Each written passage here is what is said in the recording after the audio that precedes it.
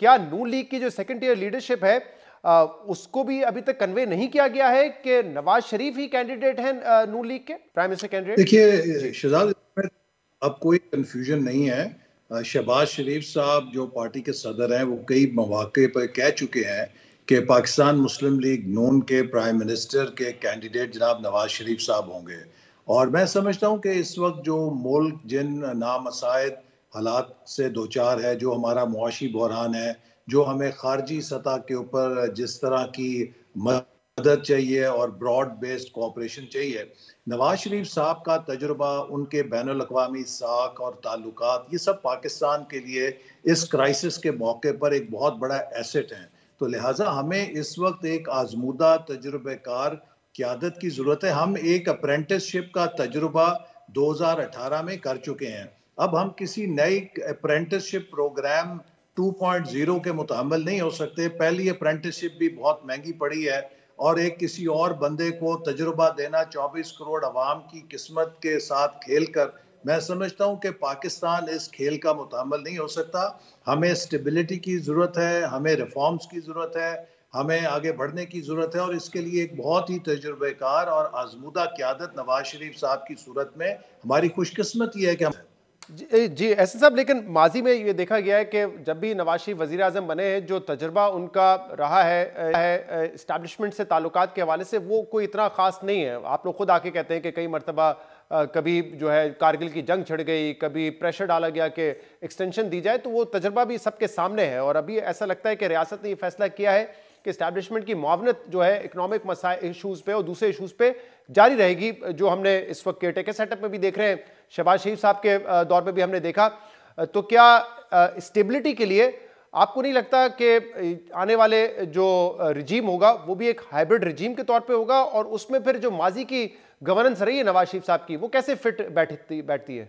देखिए शहजाद, जो हमारी 75 साल की तारीख है, अगर आप उस पर नज़र डालें तो आपको ये नज़र आएगा कि हमने बदएतमादी के ऊपर सारी तारीख गुजारी है। जो सियासतदान है वो इस्टेब्लिशमेंट से खाइफ थे, इस्टेब्लिशमेंट सियासतदानों से खाइफ थी और अदलिया दोनों से खाइफ थी। नतीजतन ये है कि सब पीछे मुड़कर अपनी पीठ को देखते थे कि कोई वार तो नहीं कर देगा। अब ज़रूरत इस बात की है कि हम एतमाद के साथ आगे की तरफ देखें, और जो एक हाइब्रिड मॉडल था वो तो फिट चुका है, नाकाम हो गया है। अब जो नई हम समझते हैं राह है वो ये है कि होल ऑफ गवर्नमेंट अप्रोच लेनी चाहिए, कि जो भी, बल्कि होल ऑफ स्टेट अप्रोच लेनी चाहिए कि तमाम रियासत के इदारे, तमाम हुकूमत के इदारे आइन के तहत जो उनका दायरा कार है उसके मुताबिक एक दूसरे के साथ हारमोनाइज होके मुल्क के लिए मिलकर काम करें।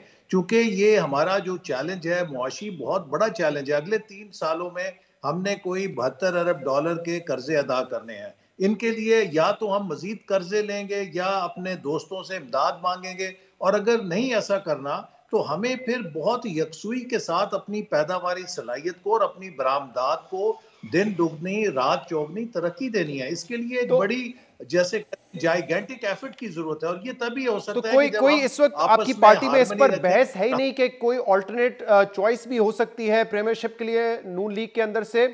और ये भी साथ में बताइएगा कि क्या इस बात में भी गौर किया जा रहा है कि कुछ अरसे तक के लिए नवाज शरीफ होंगे, फिर वो इस्तीफा दे देंगे और उनकी जगह शहबाज शरीफ साहब वजीर आजम बन जाएंगे? देखिए ऐसी कोई तजवीज़ अभी ज़ेर गौर नहीं है। नवाज शरीफ साहब माशाल्लाह अब रूबे सेहत हैं, he is available, he will lead. और उनके नीचे एक मुस्लिम लीग नून वाहिद जमात है कि जिसके पास एक बहुत बड़ी टीम है एक्सपीरियंस लोगों की, जिनको पिछले 10-15 सालों का मुशाहिदा और तजुर्बा है। जहाँ तक बिलावल साहब का ये कहना है कि नवाज शरीफ साहब 3 दफ़ा हुए, अब चौथी दफ़ा क्या करेंगे, अगर आप उनके 3 अदवार देखें तो तीनों अदवार के पाकिस्तान के ऊपर अनमिट नकूश हैं। उन्होंने पहली दफ़ा पाकिस्तान में जो इक्तसादी इस्लाहात नाफिज की, उनको भारत ने फॉलो किया, लेकिन उन इस्लाहात पे तसलसल रखा। वो कहाँ से कहाँ पहुँच गया, हमने 2 सालों में उनकी हुकूमत ख़त्म कर दी।